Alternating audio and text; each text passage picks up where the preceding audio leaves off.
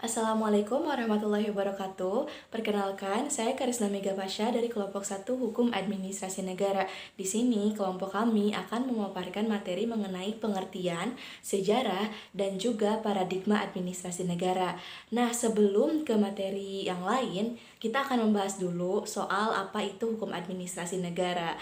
Nah, jadi hukum administrasi negara atau HAN berasal dari bahasa Belanda yaitu administratif recht atau Besturrecht yang artinya lingkungan, kekuasaan atau administrasi di luar legislatif dan juga yudisil. Nah, hukum administrasi negara di Perancis biasanya disebut droit administratif dan di Inggris disebut administrative law dan juga kalau di Jerman disebut Verwaltungsrecht. Nah, selain secara bahasa, kita juga akan membahas mengenai hukum administrasi negara menurut para tokoh yang mengemukakannya. Yang pertama ada Ernest Utrecht. Ia mengatakan bahwa hukum administrasi negara adalah hukum yang menguji hubungan hukum istimewa yang diadakan akan kemungkinan para pejabat melakukan tugas yang secara khusus.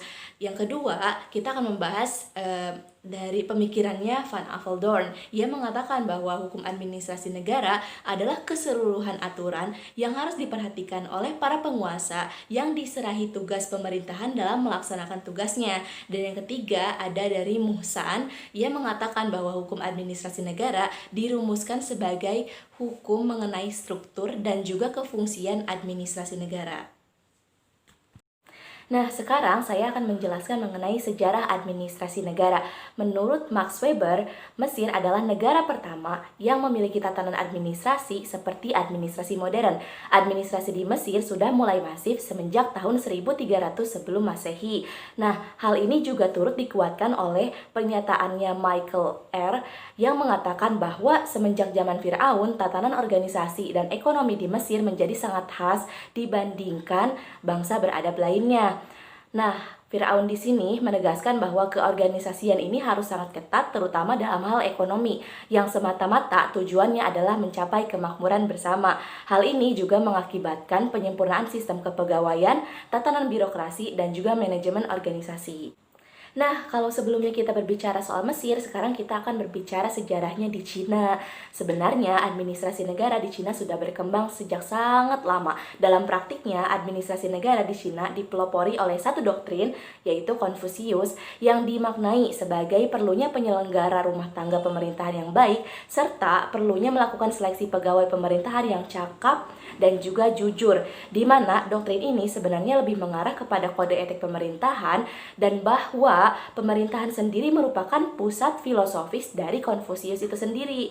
Hal ini dibuktikan dengan beberapa karya Konfusius yang menunjukkan minat dan bakatnya dalam administrasi dan juga manajemen. Seperti karyanya yaitu Misius atau Moti yang ditulis pada 500 sebelum Masehi dan telah dipatuhi selama kurang lebih 600 tahun. Doktrin ini juga berhasil membawa Cina pada sistem administrasi kepegawaian yang baik yang kemudian prinsipnya sering dipakai dalam administrasi modern. Nah, administrasi negara juga turut menjadi salah satu esensi dalam bernegara di Yunani dan Romawi. Di Yunani, filsuf seperti Aristoteles juga memprakarsai mengenai wawasan kenegaraan seperti konsep demokrasi. Selain itu, tokoh-tokoh lainnya seperti Socrates, Plato, dan Nicomachides juga turut menuangkan gagasan mereka mengenai kenegaraan dan administrasi negara.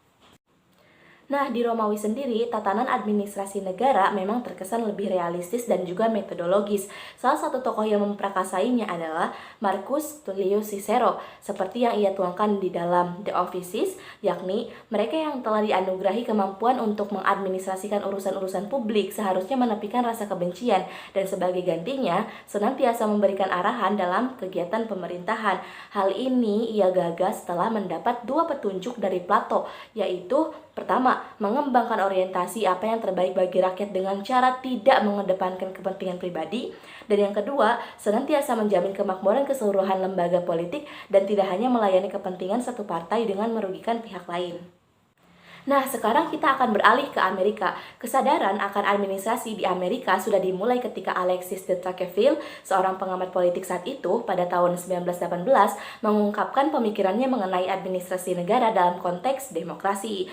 Kemudian disusul oleh Thomas Jefferson dengan gagasan agraris dan falsafahnya untuk mengatur administrasi negara bagian.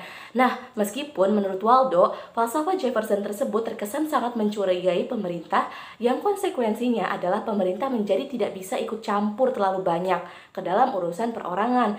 Nah, kemudian hal ini juga disusul setelah Revolusi Amerika, di mana terdapat beberapa perubahan pokok yang mempengaruhi administrasi negara, yaitu sistem duipartai, invasi ke sektor administrasi pemerintah oleh partai tersebut, dan juga usaha untuk menggalakkan spesialisasi, diversifikasi, dan profesionalisasi di semua jabatan.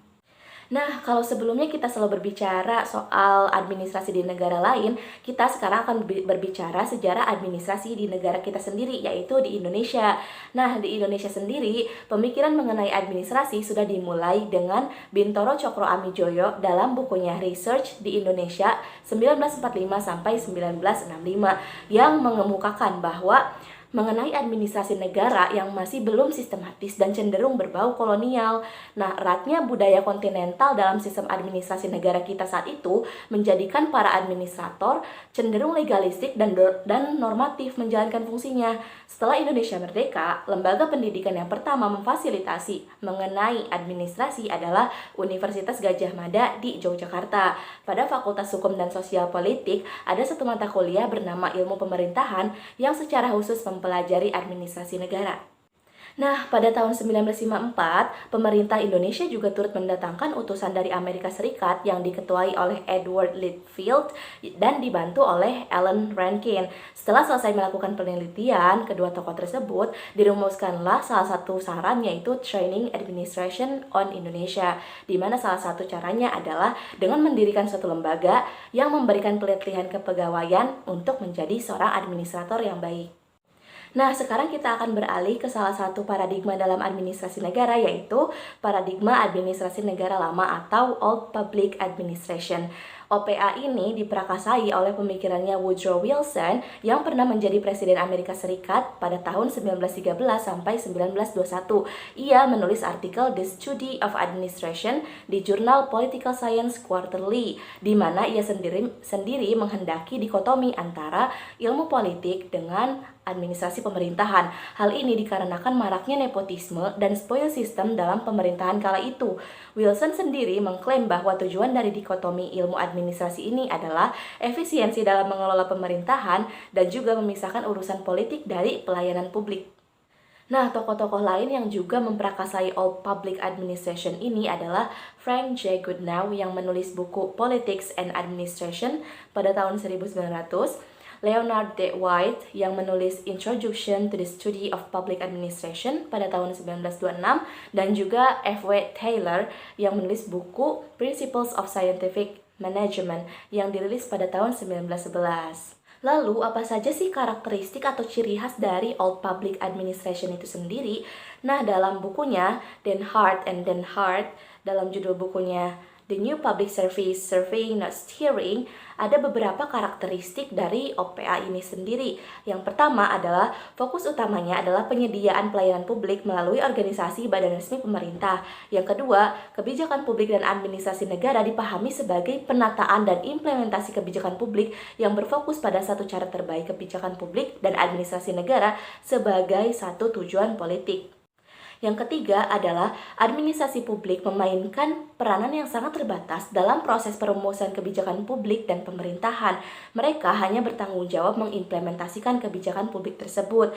Yang keempat, pelayanan publik juga diselenggarakan oleh administrator yang bertanggung jawab kepada pejabat publik atau elected officials dengan diskresi yang sangat terbatas. Yang kelima, administrator bertanggung jawab kepada pemimpin atau pimpinan pejabat politik, elected political leaders, yang telah terpilih secara demokratis. Nah, yang keenam adalah program-program publik dilaksanakan melalui organisasi yang hierarkis dengan kontrol yang ketat dari pimpinan organisasi. Yang ketujuh, nilai-nilai pokok yang dikejar organisasi publik adalah efisiensi dan rasionalitas belaka. Dan yang kedelapan, organisasi publik melaksanakan sistem tertutup sehingga keterlibatan warga negara sangat dibatasi. Dan yang terakhir adalah peranan administrator publik adalah melaksanakan prinsip-prinsip planning, organizing, staffing, coordinating, reporting, dan budgeting.